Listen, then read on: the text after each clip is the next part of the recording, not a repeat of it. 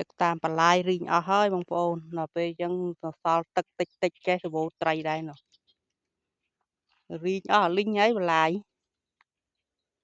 ដល់ពេលអញ្ចឹងនៅតាមទឹកតិចចេះអញបាយបងចេះវែងក្របផ្អាប់ចោលរីងអស់អញ្ចឹងសល់តែថ្លុកអញ្ចឹងសម្បូរត្រីថោសដល់នោះតែមិនដឹងត្រីស្អីគេទេលេងទឹកចង់នេះហើយចង់ល្អក់ទឹកស្រកច្រើននៅតាមលើនេះសម្បូរត្រីនៅបាយដើមនោះទៅផ្អើលនោះបងជះក្របបានរីងអស់ពេលអញ្ចឹងមកបងអាទឹករាក់ចឹងវិញម្ដងផុកជ្រៅអូជ្រៅមែនមិនត្រីលេងយ៉ាងល្អក់ទឹក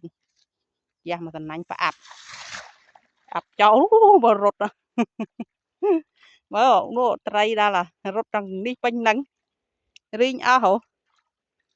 រីងអស់ត្រីគេនៅទឹកបន្តិចអីយ៉ាងល្អក់ទឹកក្តោលឯណោះទៀតនោះនឹងត្រីអីគេបងក្រាញ់ញោមើលខ្នងគេបះកឡែត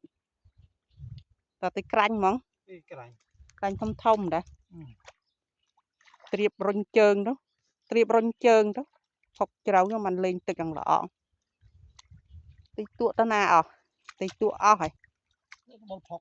នោះអានោះតិចតួមិនហីបងខ្នងថ្មលងវែងនោះបើណាចាប់ត្រៀបរុញទៅផ្អាប់ចោល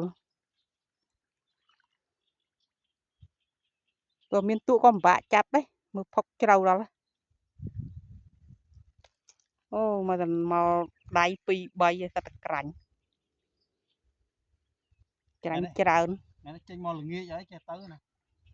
នោះផុសប៉ុណ្ណាណីមែនតិចតួមែននោះ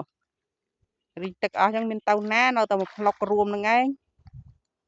មិនថាតើយើងត្រៀបពីសវោក្រាញ់ច្រើនចេះបងថ្ងៃនេះមកដល់ពេលល្ងាចទៅរៀងតិចស្រួលតិចក្តៅពេកមករៀបតាមនេះ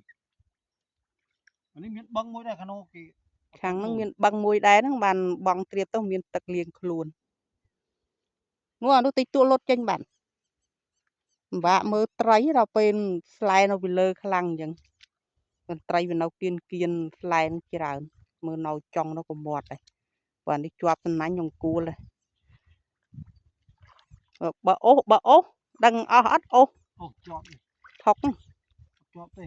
អូសមិនបានអស់មែនហ្នឹងវាផុកពេកនេះបងត្រៀបត្រីនៅក្នុងផុកចាប់សិតតែក្រាញ់ហើយចប់នឹងយកមកកភ្លុះហើយ